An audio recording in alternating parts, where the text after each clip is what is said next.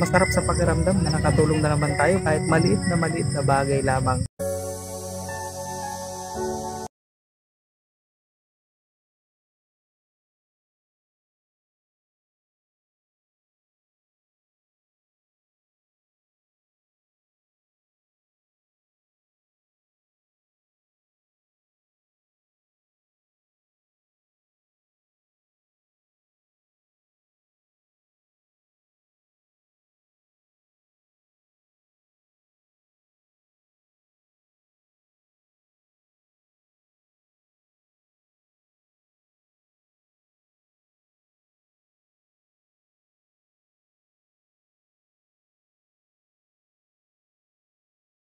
Magandang hapon kasi hapon na ay time check. Wala tayong orasan. Time check nga ay 5:10 ng hapon. So nandito tayo mga katanod sa cruising ng Karanan mga katanod. At syempre po, kaya po tayo nandito dahil punta tayo ngayon sa bahay ni Paisani. Kasi last week nga po mga katanod, binunta na po namin ni Sir Fred nung last week, kahit po maulan at maputik. Pumunta po kami dito kasi humihingi ng tulong sa Team Matinabang. So kaya yun, pinunta namin at binirify namin. So yun, nakakaawa naman kasi walang trabaho sa bundok lang, hindi na siya makapagtrabaho ng maayos ngayon. Hindi na siya kasi nga lumalaki yung kanyang testes. Kailangan na ipa-check up yun. Kaya yun, binalikan natin ngayon. Hatid tayo ng konting maliit na tulong sa kanya. Ano po? So mga katanod, tara, samahan nyo kami ni Sir Fred.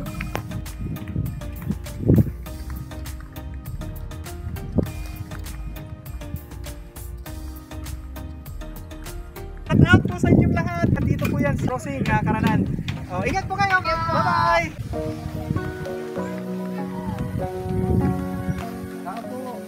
Papa mo.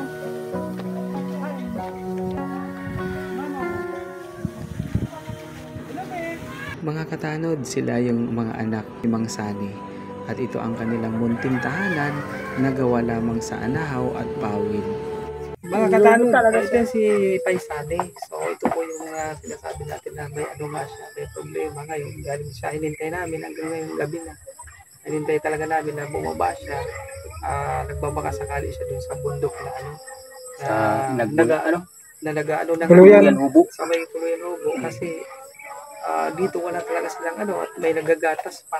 Yung batang maliit, wala silang pag ano lang dito na bawal na sa kanya magtrabaho. Pag ngayon, wala na, di na sila kakain. Si nanay naman, si ate at galing sa nagtinda ng gulay.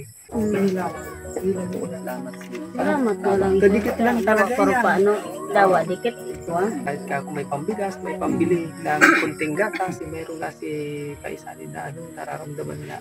So dapat din na sa magtatrabaho dahil nabawal. So nagbabaka sakali sa bundok, nagbubunot ng niyong para lang may makain sila, may pambili ng bigas sa gatas, sa pagkain, may makatulong kay Paisani kahit na magpampacheck up.